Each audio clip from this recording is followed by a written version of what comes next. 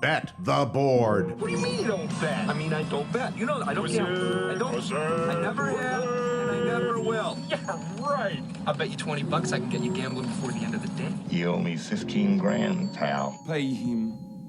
Pay that man his money. It's the Bet the Board podcast. God likes me. He really, really likes me. In the end, I wound up right back where I started.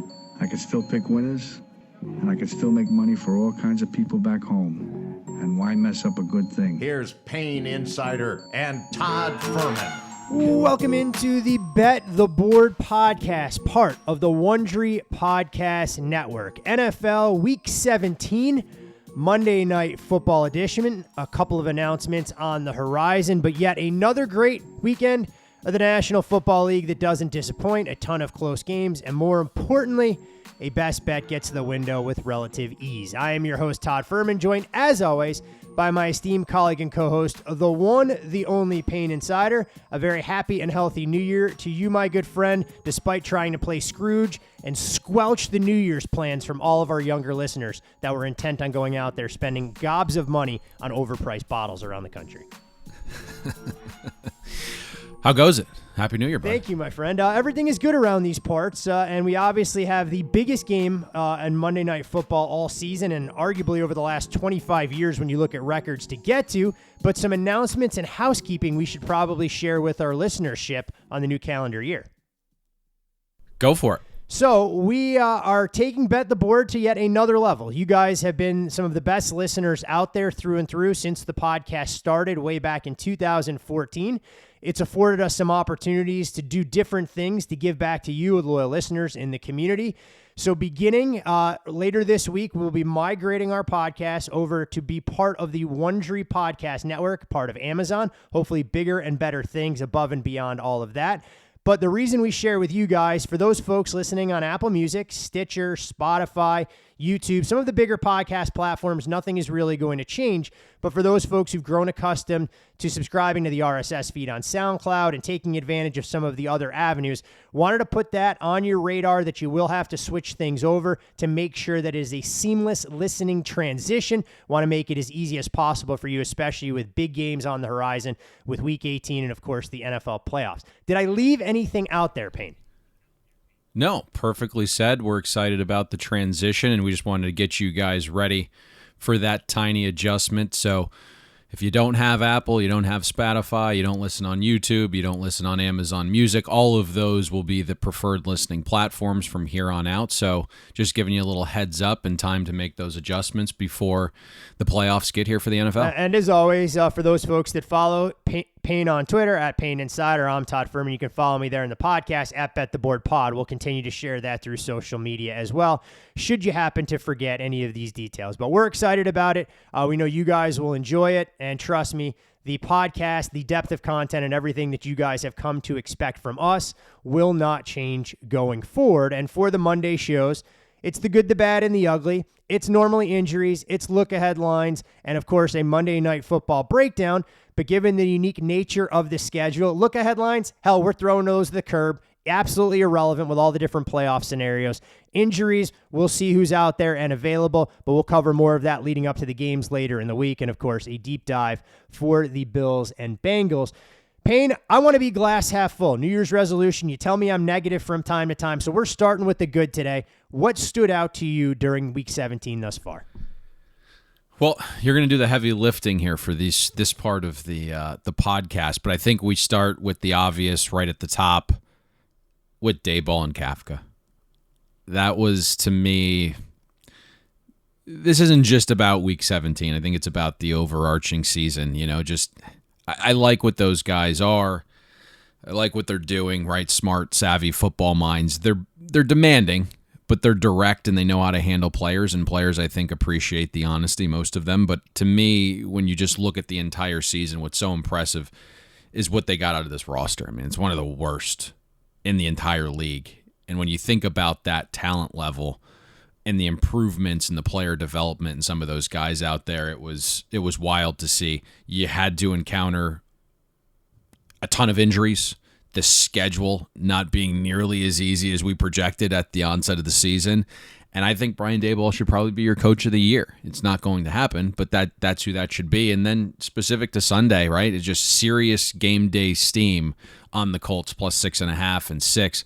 The game wasn't close. I mean, the Giants won both sides of the ball, top 5 in EPA per play offensively, held the Colts to a bottom 10 rate defensively, and then just, a complete effort there. And it was good to see the Giants get into the playoffs. I know Daboll said all the right things in the presser about going home and smoking a cigar and getting ready for the playoffs, and that their goal isn't to just make the playoffs. We'll see how things transpire in the playoff picture, but ultimately a great season for the Giants, even if they're one and done. When everyone looks at skill position talent, I think you go into preseason camp going a receiving core highlighted by Richie James, Darius Slayton, and Isaiah Hodgins, going to be the guys to break a long-standing playoff drought. Obviously, a credit to your point to what the Giants were able to do. Saquon Barkley looking like a resurgent running back. Daniel Jones potentially getting an extension from the Giants as well.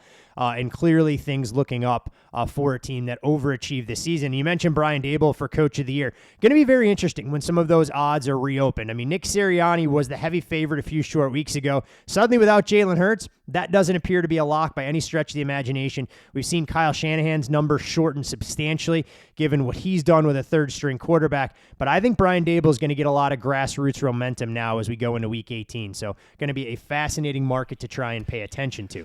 Payne, biggest market in sports. Get those writers going, baby. That's all it takes. I mean, you know what? Try and get the straw poll. Try and go out there, gauge the temperature of the room. That's why these awards that are voted on are so volatile. I know there is a lot of opportunity and upside in these markets, but you probably need to have your head examined if you're dabbling with substantial positions on things completely beyond your control, unless you got a little bit of inside intel. We've been detractors of this team, and rightfully so, and they should continue to be that way. But despite coming up on the short end of the stick, I thought the Raiders acquitted themselves quite nicely despite the distraction. Now, look, I'm not going to gloss over the fact that they blew their 5th double-digit lead in the third quarter, breaking an NFL record. But you go out there with Jarrett Stidham in his starting debut, accomplish something only Patrick Mahomes had done so far this year, and that's throw 3 touchdown passes against the 49ers defense. I know the 49ers obviously weren't completely buttoned up, but I don't think it diminishes what the Raiders look like with a vertical passing game, something that they hadn't shown at all throughout the course of the season other than in fits and spurts with Derek Carr. And Devontae Adams, 7 catches, 153 yards, 2 touchdowns, a ridiculous catch to even give the Raiders a chance to force overtime in that spot. But you begin to wonder, an organization looking for an identity, what this means. But you brought up an excellent point where we were watching, and it didn't even dawn on me, and I felt like an idiot, that if there was someone that was going to understand Josh McDaniels' offense as a starting quarterback, it was going to be Jarrett Stidham. When we gave out our best bet last week, it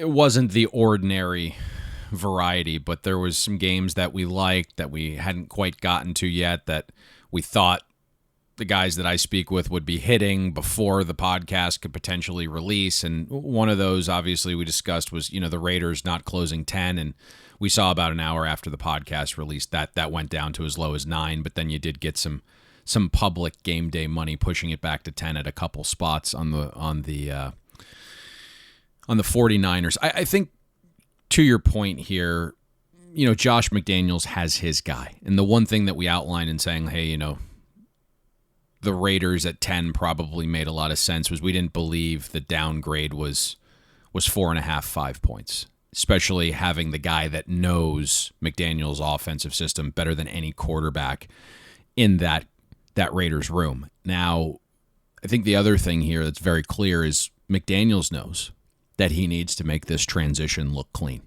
So he's dialing up the best stuff. He's being aggressive. It's not just the perception outside, but Derek Carr was loved in that locker room. So to have guys like Devontae Adams buy in, and boy, if you listen to that post-game presser yesterday, he sure as shit bought in. And McDaniels need Stidham to be good, and sure enough, he was. Number 2 in EPA plus completion percentage over expectation on the week, and that was against the number 1 defense in the NFL of the 49ers, whether they were completely buttoned up or not. It wasn't like they were playing, porous defense. Yeah, I mean, and the other thing here, Stidham wasn't babied. Finished the week with the highest completed air yards of any quarterback. And I think that's going to set up quite well. And clearly the NFL made a call to the Raiders organization, and for that game to be moved in prime time on Saturday lets you know that the Raiders are going to be trying to go out there and win that game. And I think the whole thing works, right? Because Josh McDaniels has his guy.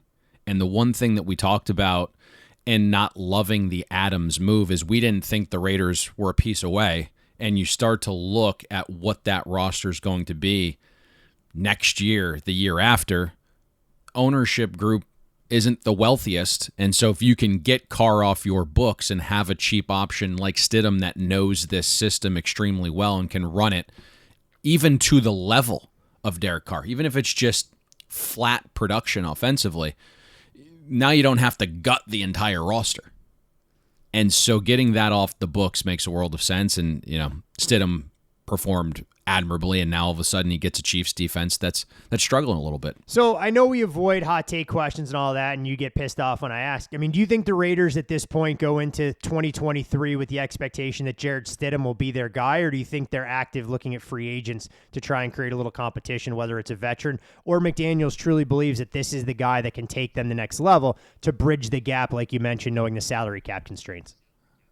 Yeah, I don't know exactly what the Raiders are going to have on the radar. You're always going to bring someone in that creates a little bit of competition. But after this performance against a great defense in the 49ers, you follow it up with another good one against the potential number one seed in the AFC, and he knows the system well, and now he's going to get all the reps. I think the idea would be you're going into next year with Stidham as your guy, especially when you talk about some of the salary cap woes. But maybe they make a move. Who knows? You're certainly going to add a little bit more blood to the quarterback room and create this idea of competition. But again, if Stidham goes out there and looks like $1 million again against potentially the number one seed in the AFC, I think he's probably your guy heading into next year. Yeah, it does give you a little bit of momentum and reason to believe that you can rectify things. But credit to the Raiders for showing fight in that spot. You would like to see them a little bit more buttoned up and hang on to some of these double-digit leads that they've been able to build, because bad teams don't necessarily get those opportunities. The defense is bad. Oh, there's no doubt. Right? It's one of the worst defenses in the league. And it's been that bad. That's one of the things. If you look at the numbers from a defensive standpoint in terms of what kind of support they didn't provide to Derek Carr during his 9 years, I mean, they never had a defense finish inside the top 20. It's kind of staggering that you wouldn't just accidentally have a defense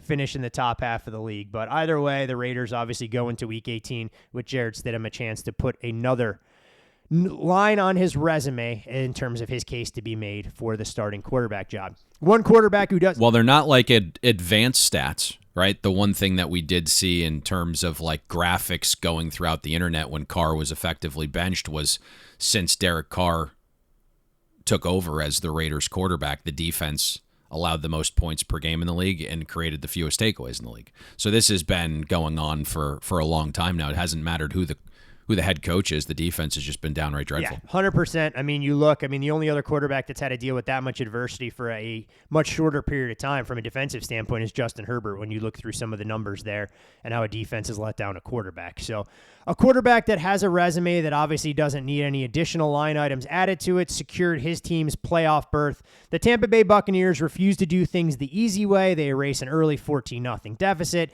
They erase a late 21-10 deficit, and it's a dominant fourth quarter against the Carolina Panthers where they score 20 points to get the win. They did something similar against Arizona. Mike Evans and Chris Godwin go absolutely nuclear, 19 catches between the tandem on 21 targets. Mike Evans, 10 for 207 and 3 touchdowns. Sam Darnold, outstanding in a loss, and a little bit of optimism for Carolina should Steve Wilks end up getting the full-time head coaching job there, as he finished 23-37, 341, and 3 touchdowns. But Payne, we talked about it on the breakdown. We warned people that Carolina was going to be up against it from a defensive standpoint. It was even worse than we anticipated, their inability to cover downfield with no J.C. Horn. Yeah, and if only Byron Leftwich had exploited that more often, the game's not even close. They probably don't even trail in that game at any point.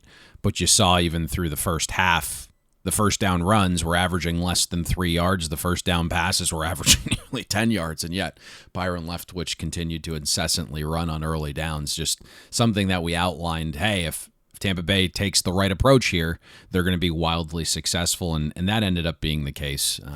Didn't matter who it was. Godwin obviously had the fumble off the big catch. You had a Mike Evans drop down the sideline to start the game, but once those guys got cooking and Tom Brady kind of took over and pushed the ball downfield, it helped. There was no Jackson. There was no J.C. Horn. A couple other guys banged up in that secondary, specifically at safety. And so that was the plan. Just attack downfield, get the ball out quick enough to where Brady isn't pressured. We thought he'd have a little bit more time because the offensive line got upgraded with some guys returning.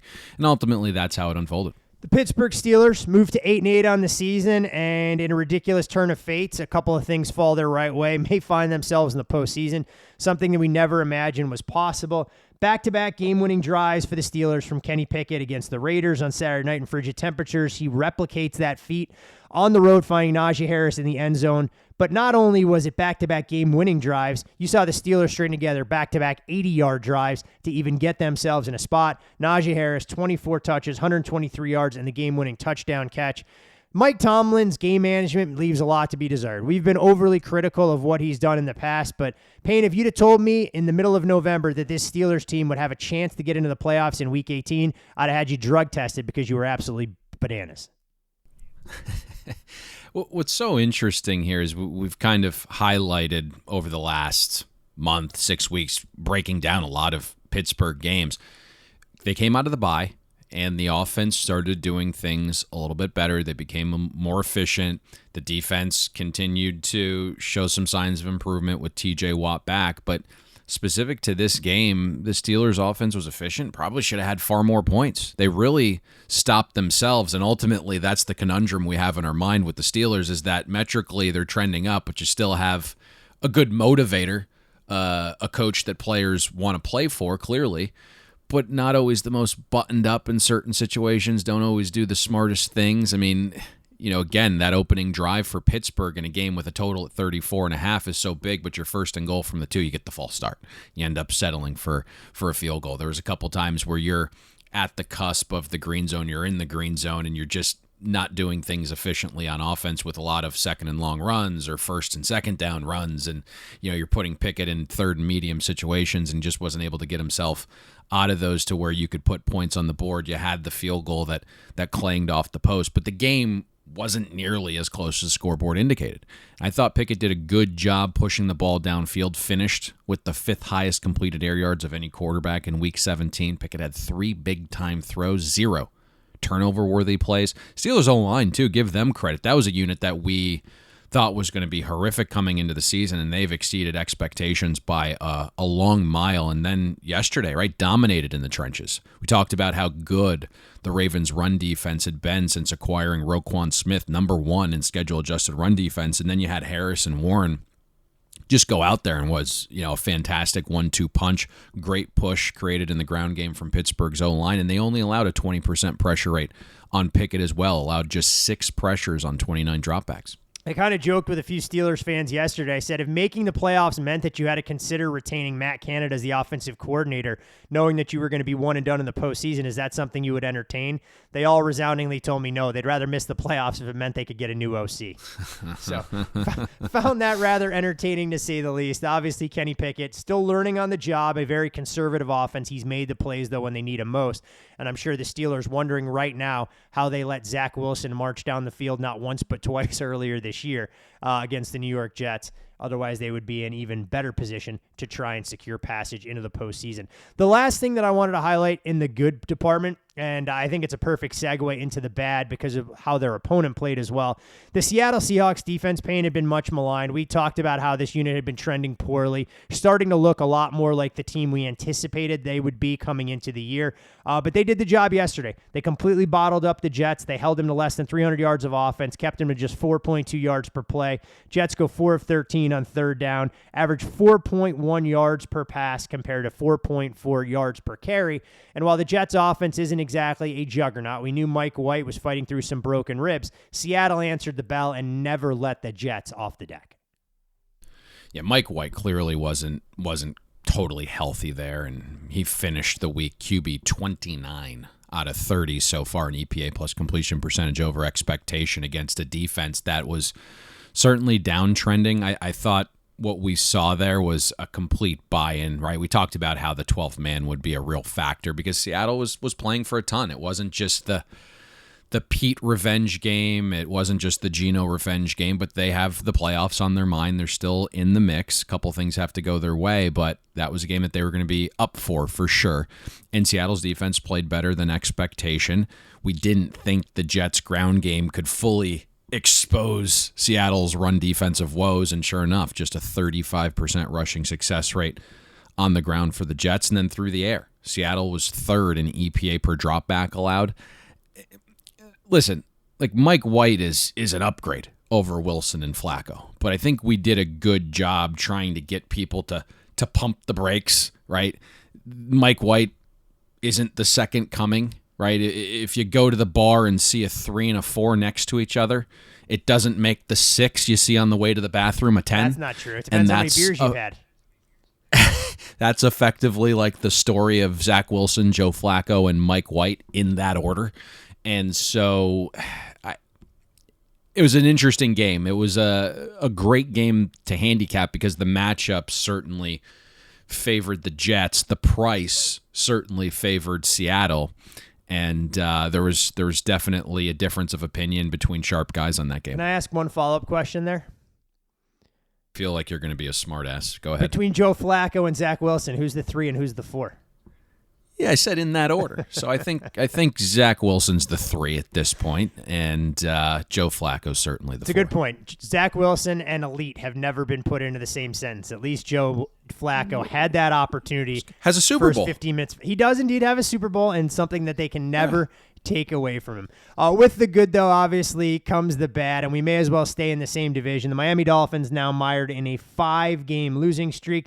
The Finns take a late lead, but can't get out of their own way. It's a Kyle Duggar pick 6, and Miami's inability to keep the Pats out of the end zone on a late touchdown drive that doomed their fate. Teddy Bridgewater, broken finger, appears to be lost for the season. Never a great sign when you have Jalen Waddle and Tyreek Hill in pain. It's Raheem Mostert finishing as a leading receiver with 8 catches for 62 yards because it's check down Charlie time with Teddy Two Gloves and, of course, Skylar Thompson filling in. Yeah, I don't really enjoy talking about this, and I didn't really see it on your list, but sure enough, you brought it up.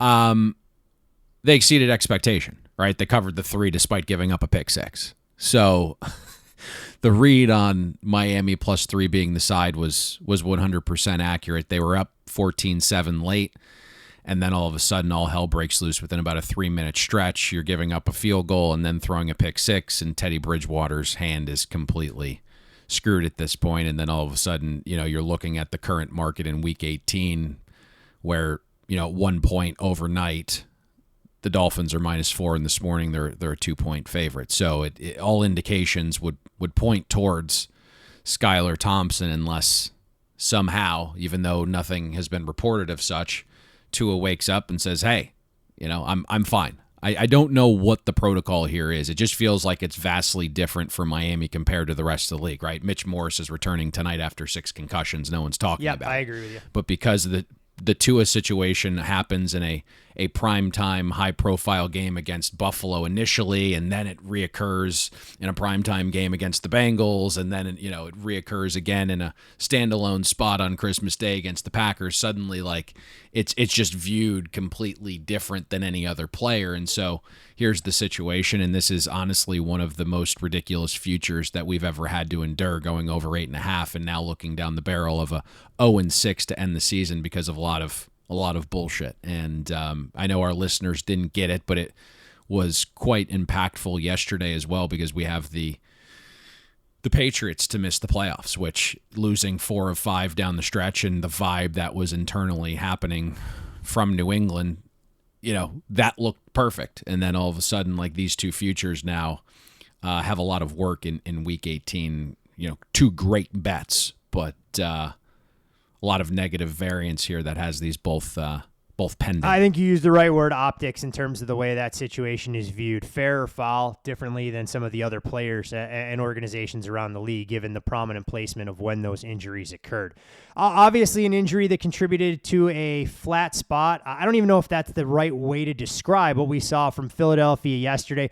They're still going to have one more chance to secure the number 1 seed in the NFC, and obviously with the Giants cementing their playoff status as a 6th seed, you see that reflected in the betting market with Philadelphia now roughly a 2-touchdown favorite. But the Eagles took until the final drive of the first half to get a first down. The rushing offense appeared to lack punch without Lane Johnson. The offensive line allowed 6 sacks versus the Saints, and Cam Jordan looked like he had been showering in the fountain of youth leading up to that particular football game. But the defense was also incapable of getting off the field and allowed a marathon march early. 15 plays for the Saints, took nearly 10 minutes off the clock. And if it's not an Andy Dalton interception, I mean, that game could have been much uglier than it was. Is there reason to be concerned about Philadelphia going forward, or is this as simple as no Jalen Hurts? It's not as big a problem as people are being led to believe during this 2-game losing skid. Boy, a lot of questions there. My mind's going in 100 different directions. You know, I don't like talking about games that we were on after the fact, but certainly the Saints could have made that game a little bit different early on had they capitalized on some of their drives. You know, you get the Shaheed catch down to the 6 where you settle for a field goal. You get the pick going in for points right before the half, and it renews life for Philadelphia when it could have been completely shot going into halftime. You're seeing some things defensively for Philadelphia that aren't great. You're starting to look at a defensive line that's getting kind of thin, right? Especially at defensive end. You went out and made some big splash moves in the trade with the Bears, and that hasn't completely panned out, and Josh Sweat is filled in admirably. He had a little scare with an injury and was carted off yesterday. So the defensive line's getting a little bit thin around the edges. The interior of the defensive line, some of those old guys haven't quite played to form. We know what the linebacker group is and the way the defense is set up. They give up a lot of short stuff. Offensively, certainly Jalen Hurts matters. He is an upgrade over Gardner Minshew. That's never been a debate. It's just the matter of how far that dip is, but I think you hit it perfectly in that Lane Johnson's out. And I don't think anyone's seen what Lane Johnson truly is. I know he's been in and out of the lineup over the years, so it's created a great sample size of what Philadelphia is, both offensively and in totality, with Lane on and off the field. And this is a team that's, you know, winning tons of games with Lane on the field. They're a below 500 team with Lane off of the field. I believe he's gone 950 straight snaps without allowing a sack. And so that was why Cam Jordan was rejuvenated yesterday going up against a backup right tackle. Whatever it the takes, Saints got healthier whatever on it defense. takes to get you fired up. If you smell blood in the water and you're a shark, you go out there and get yours. Oh, no doubt about it. And you know, there was a little bit of an inverse there with the Saints getting healthier on defense, right? I mean, they're still alive in the playoff mix. They forced some turnovers. The return of LaShawn Lattimore finally after practicing for like 6 or 7 straight weeks was huge. The guy allowed 33 yards in coverage on the day, made his presence felt with the pick 6 when that game kind of felt like it was in a little bit of a flux. On the day, though, the Saints held the Eagles to negative 0.31 EPA per play, the 5th best mark of the week. And the Saints are still in the mix here. This is a team that we view better than their record. Metrically, they're substantially better than their record, and we saw that on full display yesterday. There was sharp professional money on the Saints at +7 when Jalen Hurts officially got announced out, so you raced to that, but the market really didn't react enough. There was still some lingering +6 out there. You could still get 6 minus 13, 6 minus 15 on the buy on game day morning about an hour before kickoff. And I know that was a position you and I both went on. And before you know it, that game's closing 4 at a lot of prominent sharp shops. Tell you one thing, I'm sure there's plenty of players on that Saints roster, coaching staff, front office that are ruining the meltdown in Tampa on Monday Night Football instead of that team being 8-8 with a chance to maybe get into the playoffs. Yeah. How much different things look there despite the turmoil at quarterback and everything that they have had to endure. But it's a game of inches and it's a game of poor decisions. The Saints may have that one to stew about all off season long. Good, bad, and obviously the ugly. And I don't really feel bad, but I like taking the low-hanging fruit that's out there. And if we talk ugly, Payne, we haven't had a chance to discuss his play because he's been benched. Or he's been on the mend, for the better part of this season. It's Carson Wentz, baby. At one point in the game against the Cleveland Browns, Washington, everything to play for. He's got 2 completions to his own team. He's got 2 completions to the other team. Finishes the day with 3 interceptions. Offense averaged 3.8 yards per play, 4 yards per pass, and Carson Wentz can't get his big receivers involved. Kudos to the Browns for completely bottling up the Commanders, but Carson Wentz is who he thought he was. Yeah, I thought you were going to go Ari Gold there on Carson Wentz being a a redheaded fire crush there. You should have put him in the bad category. You put him in the ugly category. That was very rude of you and mean. And it has nothing to do with his overall aesthetics or the way he looks in his hunting camo, okay? Well, I got to tell you, his aesthetics in a uniform aren't very good. Nor is his body. Carson Wentz was quarterback 26 out of 30 in EPA plus completion percentage over expectation, 24th yesterday in drop back EPA. He was an abject freaking disaster, and I don't really know why they made the switch there. Now, Taylor Heineke isn't any better, but he's at least the guy that the locker room believes in. And so if the play on the field, at least metrically, is going to be somewhat the same, you would at least go with the guy who everyone believes in that they don't know is bad. Everyone knows Carson Wentz is bad at this point. So that was a little bit weird to me. But then again, Ron Rivera didn't know they could be eliminated from the playoffs yesterday in his postgame which presser. I found ridiculously odd, by the way. I mean, it is what it is, but it ultimately tells you that it does have some impact on the way you would call a game, right? You'd probably be a little bit more aggressive if you actually know what the scenarios are. Now, maybe he forgot, but you certainly don't say that out loud. Yeah, I'd probably have kept that. I'd kept that nugget to myself. Whether you understand it, acknowledged it, and you're saying it to your close group of confidants, you may want to just sweep that under the rug and not divulge that in a postgame presser. No. So, I mean, listen, I don't really know what's going on in Washington. Obviously, it's a poorly run organization. That's probably, going to change here pretty soon. We weren't really huge Ron Rivera guys to begin with. Certainly, he gets players to buy in, and, he's hard-nosed, and I don't think he's a horrific coach by any stretch, but he's not an innovator. He's not a guy that's going to be fantastic with the way football's being played these days. Scott Turner is interesting. I like fundamentally some of the things that he does, but it just feels like a guy sometimes cheating on the test. He understands that play action works. He understands that motion works.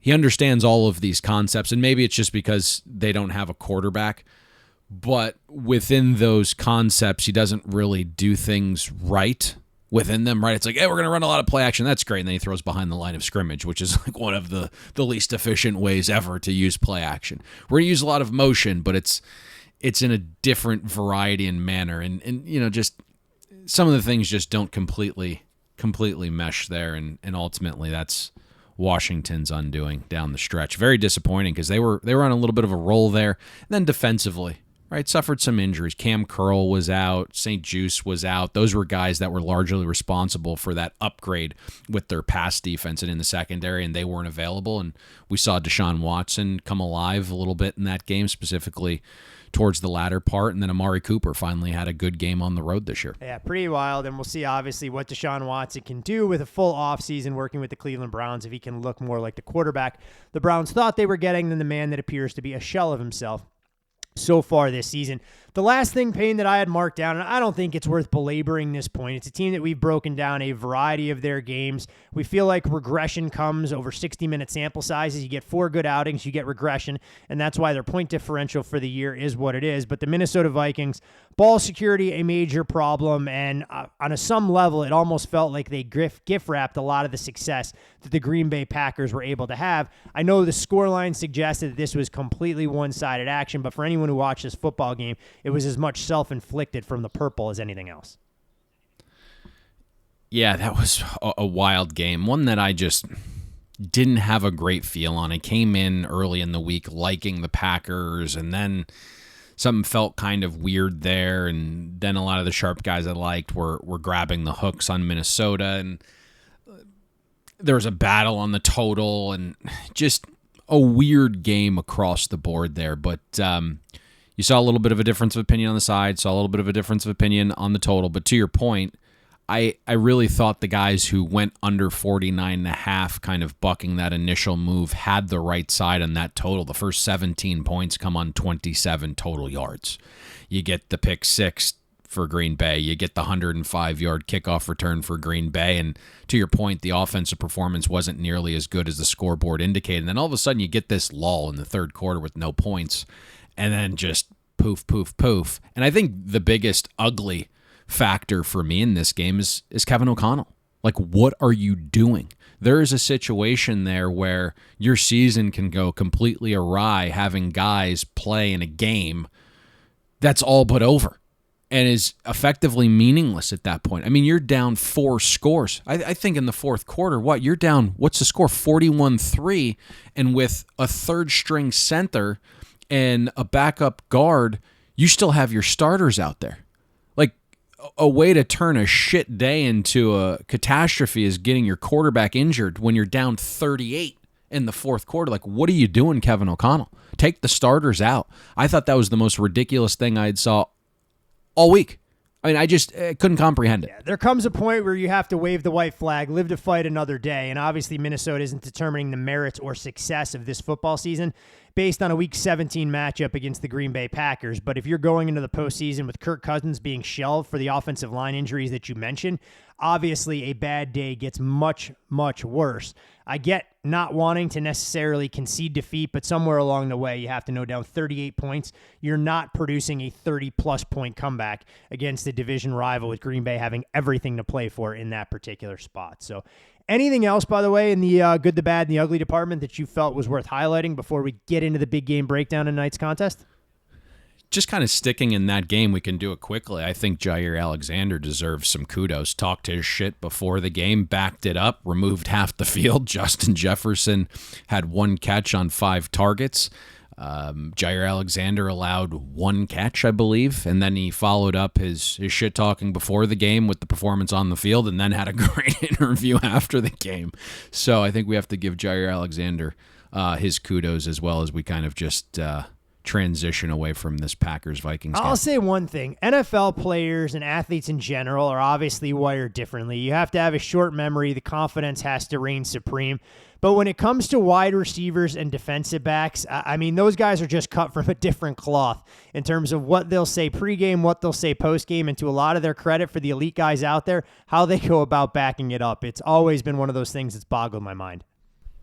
It's felt like the way Green Bay's defense has played this season, it's been underwhelming. It's been below expectation, that we kind of forgot that Jair Alexander is one of the best cornerbacks in this league. And we saw it on display in the Buffalo game. We saw those glimpses there where he gave Josh Allen some troubles. And then here on full display again against Justin Jefferson, to let the world know that, hey, I know Sauce Gardner's coming, but I'm still that guy.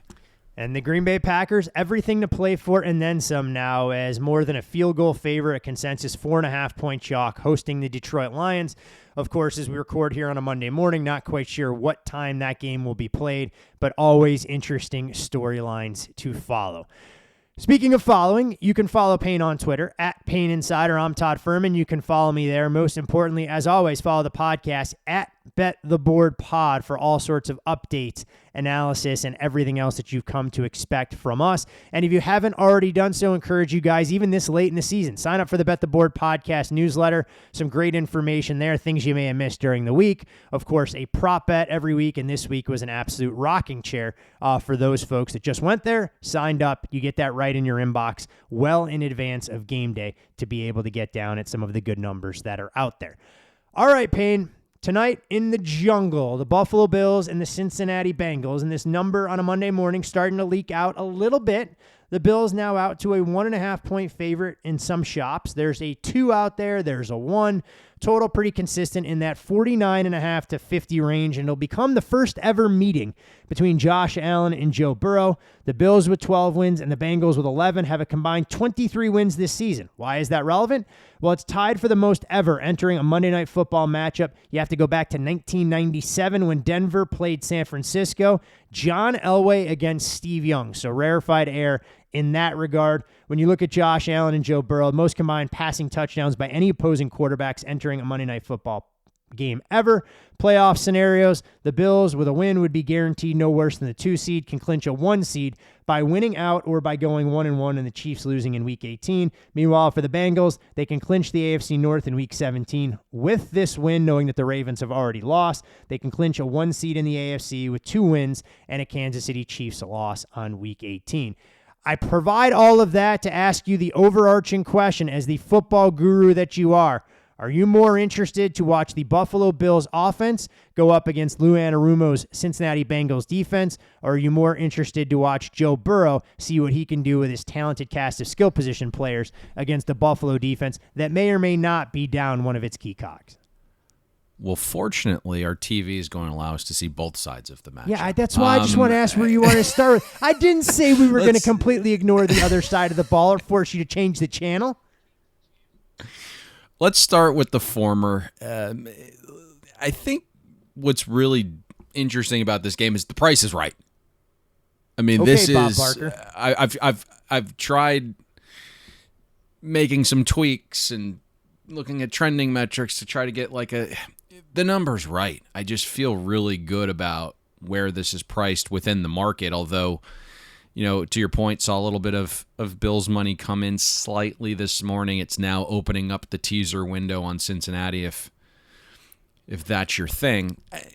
I know the Bills offense isn't completely humming right now, but this to me is a pretty big step up in class for the Bengals defense, and I understand what some analytics sites say about the competition Cincinnati's faced defensively, but I just like what we do in-house better. I'm going to be pretty aggressive with that statement, right? There's multiple games that are slanting Cincy's schedule metrics. If you kind of assess those a little bit better, you start to wonder who the Bengals defense has truly played. There's not a ton of special quarterbacks on the schedule. It's Trubisky in game one of a brand new system. It's Cooper Rush instead of Dak. It's Flacco. It's Bridgewater for the majority of a short week game instead of Tua. Andy Dalton, Mariota, Brissett, Mayfield, Pickett, Tannehill, Mac Jones, right? The list kind of goes on. And even in some of the name brand quarterbacks and offenses that Cincinnati's played, they weren't technically themselves. Brady and the Buccaneers, we've outlined that and chronicled it all season. They're below average offense prior to this outburst against a Carolina defense beaten and battered in the secondary. Kansas City's elite, but 4 major contributors were out on offense. And then you had the Ravens game back in week 5 where Baltimore's figuring out life without Rashad Bateman for the first time this season, So there's these little quirky things where, to me, they haven't been battle tested. So I think my point here is you'll look and see Cincinnati's faced a top 8 schedule of offenses. It's just not the case when you look at the timing of those matchups. Now, Buffalo offensively is certainly searching for some things. It hasn't looked like the Bills offense we've grown accustomed to. They're outside the top 5 in EPA and schedule adjusted efficiency since week 11. I think we referenced it a little bit earlier in the show that starting center Mitch Morse returns, and that's huge. I think Josh Allen and both Ken Dorsey have called Morse the dad of the offensive line and holds those guys accountable, and they're just a different offense with him out there. The Bills have been running a touch better of late, but it does feel very much opponent-driven. I'm not sure how much success Buffalo is going to have running it here. If you look at Cincinnati, they're 9th in schedule-adjusted rush efficiency. When DJ Reader is in the lineup, that's their all-world run stuffer. They went and paid a gazillion bucks to in free agency and took him away from the Texans. They're merely average in run defense without Reader. Reader's playing here. We'll have to keep an eye on Sam Hubbard, who is one of the best edge-setting run defenders in this league, dealing with a little bit of a calf injury. Was out there as early as Monday, giving in some limited reps, but those calf injuries are a little tricky. It was initially a 4-week injury. When that happened, we haven't quite reached that timeline yet. He hasn't gotten in a full practice yet, so we'll see if he's up. That would be a big loss in terms of stopping the run for Cincinnati if Sam Hubbard isn't out there. So to me, this is very much a Josh Allen in the receivers game, and I'm sure Lou Anarumo has seen the data and what teams have done successfully against Buffalo by not blitzing Josh Allen, right? Specifically the Jets. You have those 2 data points with Robert Salah where he just chose not to blitz Josh Allen, and maybe that's the approach here. But if you're Ken Dorsey and the Bills, you have to attack Cincinnati through the air. Diggs has to be more involved. He was an afterthought against the Bears. I know weather played a little bit of a role there with some wind, but if you listen to Josh Allen this week, he's been talking about finding Diggs, implementing him into the game plan, really force-feeding him. And you look at what the Bengals are defensively without Chidobe Awuzie. They've been very susceptible to boundary receivers. In games where Chidobe has started and finished, the Bengals are 9th in schedule-adjusted pass defense, 25th in games without Chidobe Awuzie. So this really has to be a Josh Allen, Diggs, Davis type game. Ken Dorsey also has to get Josh Allen thrown with play action. That was one of the things that I uncovered in this game where there's just a large advantage. Bills use play action about 26% of the time, need it more tonight. You can really hunt some gashers if you use play action, especially on first downs against this Bengals defense. Cincinnati, 31st in yards per pass attempt allowed to play action passes on first down, 3rd in EPA per pass allowed on first down play action passes. When quarterbacks are using play action on first down from under center, even worse. I mean, 15 yards a pass attempt they're allowing in that situation. So you got to throw with play action on first down a little bit more, find digs on some intermediate routes, some in cuts, some slants to the middle of the field, and Buffalo should have success. Cincinnati also hasn't been the most efficient defending tight ends either, bottom 10 in reception rate allowed, so maybe Dawson Knox is that guy used over the middle of the field with play action a little bit on some early downs. So this to me is very much about Josh Allen in the pass game against Lou Anarumo's scheme, because if Sam Hubbard's down and you're down Chidobe, obviously, this is very much about the scheme and the X's and O's. There's not a ton of great Jimmys and Joes out there for the Bengals. And you mentioned Stephon Diggs' productivity or lack thereof over the last couple of weeks. You dig into the numbers. You look at 10 catches. Hasn't had a receiving game over 60 yards over his last 3. But obviously that comes with a huge caveat. You look at the weather against the Jets, home against the Dolphins, and what they dealt with on the road at Chicago. But Josh Allen, to your point, said that's not an excuse for me not to get my number 1 receiver involved. So if you're the Cincinnati Bengals, I'm very curious to see how they decide to try and defend what Josh Allen and Stephon Diggs are going to attempt to do to pick up chunk yardage when it avails itself. Great point talking about the running game and Buffalo's potential inability to be able to do so. We've seen them adjust their game plan quite often and try and work to that benefit. Now, when you're looking... There's just one thing, because you said this perfectly, and that they've been playing in some weather games the last 3 weeks. So you do have to kind of make that manual adjustment. So if you're not making that manual adjustment, right, Bills minus 1.5 probably isn't your number, but you have to do that. The one thing, though, tonight, as we're starting to kind of record, potential rain in the mix now all of a sudden, which would suck for a game like this. You're hoping it plays true. You're hoping that the weather holds out and there isn't, a downpour here. Kickoff is at 8:30. Around 8 o'clock, there's about a 36% chance. Once you get to the 10 o'clock hour, it transitions to about a 60% chance of rain. So hopefully that holds up. But your point was very astute there, and that the Bills have been playing in shit weather here for about a month. Yeah, speaking of which, with the late kickoff time here to try and accommodate the Rose Bowl, are you going to be able to make it through all 4 quarters, or are you going to have to DVR the 4th? I'm not quite sure. I was up early this morning. I woke the chicken, so I may need... I'm not a big nap guy, but I may need that 20-minute Furman nap to kind of re-energize me The here. 20-minute nap is vastly underrated. I know a lot of people try and mock it, but it's what I live by.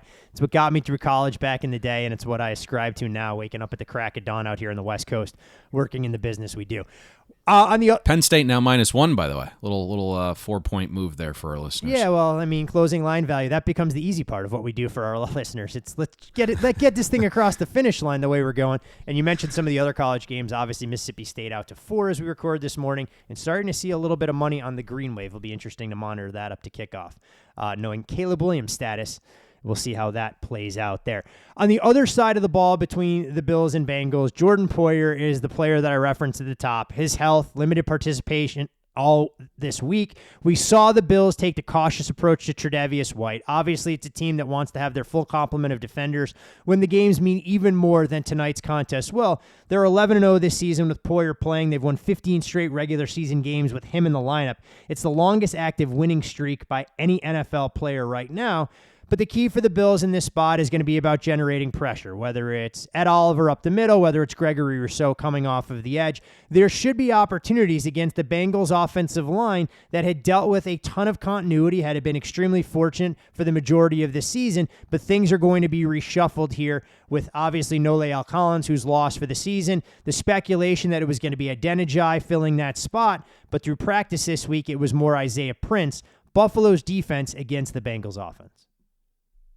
Isaiah Prince, Ohio State's finest. What's interesting for me here is the cat and mouse on this side of the ball as well. Everyone, outlines Lou Anarumo, someone that we've talked about ad nauseum for the last, 2-3 seasons, and those halftime adjustments that he makes. But I'm interested to see what Frazier and McDermott come up with. I know Tre'Davious White has returned, hasn't quite been himself, giving up 10 receptions and 145 yards the last 3 games. But what they've been doing with Tre'Davious White is really having him travel. And because they aren't confident with their other corners. Elam's still young, Dane Jackson having some issues, high-pointing balls, things of that nature. But you look at the Bengals who have multiple elite weapons, the thought process is it's really tough to have a cornerback travel. But I think we might see a similar approach for Frazier and McDermott to what they employed against the Dolphins, where White traveled with Waddle and then Buffalo bracketed Tyreek. So maybe you see a situation where Tre'Davious is going with Higgins and they elect to bracket Jamar Chase. I think you might see a little bit more Elam than Dane Jackson tonight just because of his size and his length and his ability at the catch point. Might be a better matchup, for Higgins in that situation, who's a little bit taller, can go up and get a ball.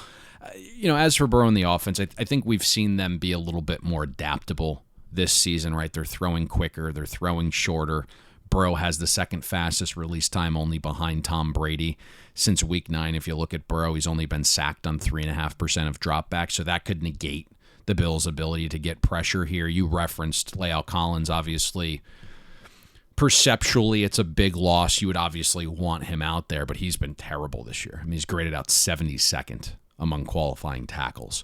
The Bills, I would still say they're getting pressure, but it's been very matchup dependent of late, right? You're coming off a Bears game with 2 starters along the O-line down for Chicago, a very poor pass blocking unit in Miami. So this is a step up here. I don't think it's just going to be a complete onslaught of pressure for Burrow with La'el Collins down the way he's performed and the way, Burrow's been getting the ball out pretty quickly. And this is kind of what the Bengals have been preparing for all offseason, right? And what they've seen throughout the course of this season are these 2 high looks, and that's very much what the Bills employ and live in. And so it shouldn't come as a shock to the system. And you mentioned Poyer being down or potentially being down. That would be a huge loss in the secondary for Buffalo. So there might be more opportunities there than what's perceived now.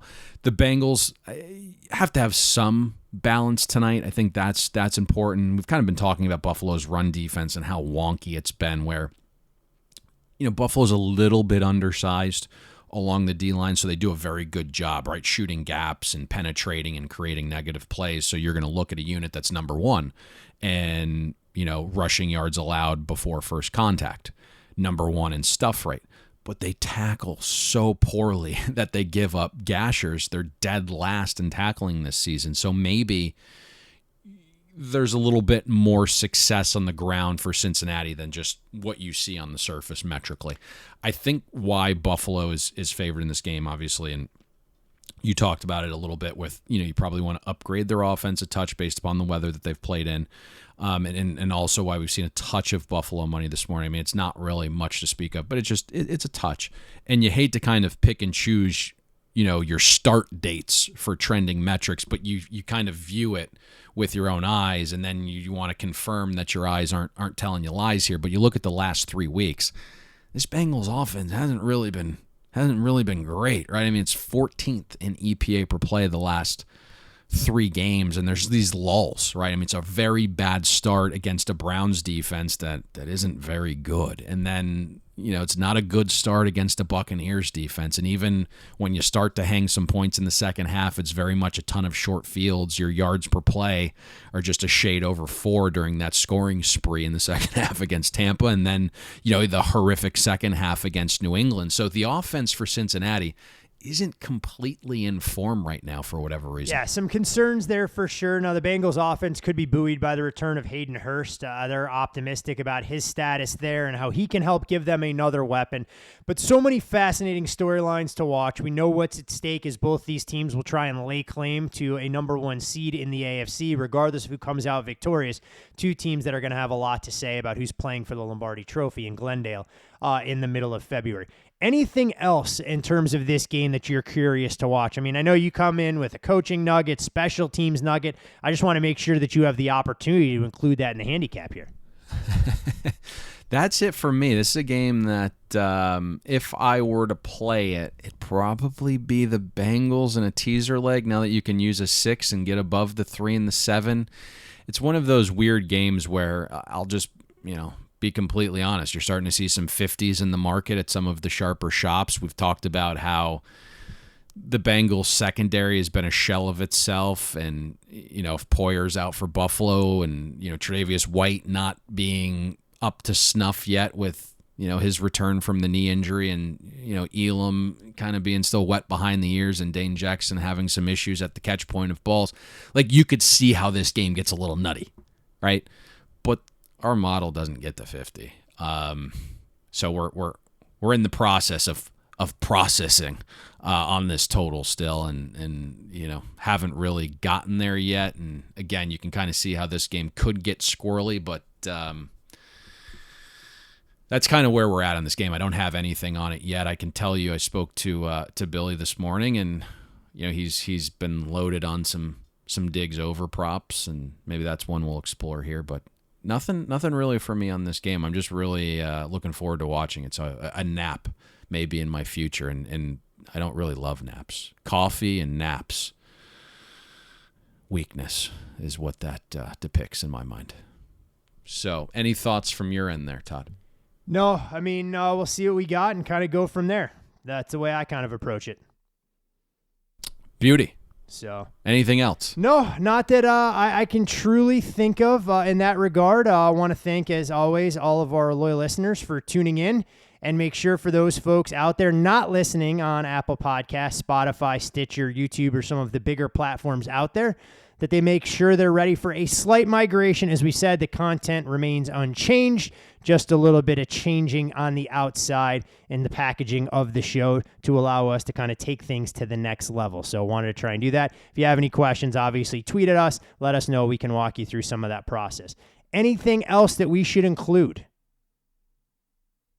That's it. Let's get out of Dodge here. All right. Bowl game starting in about 40 minutes. That's what I was going to say. College football on a Monday. Apparently it's a holiday for the rest of the world. Had no idea until my better half informed me that this is the official observation of New Year's Day. So the things that we don't know. She woke up and she was still lingering around the house. You're like, why aren't you out of here by now? Okay. Trying to get rid of you. You know what? There's a lot of things that are productive when both members of a family work from home.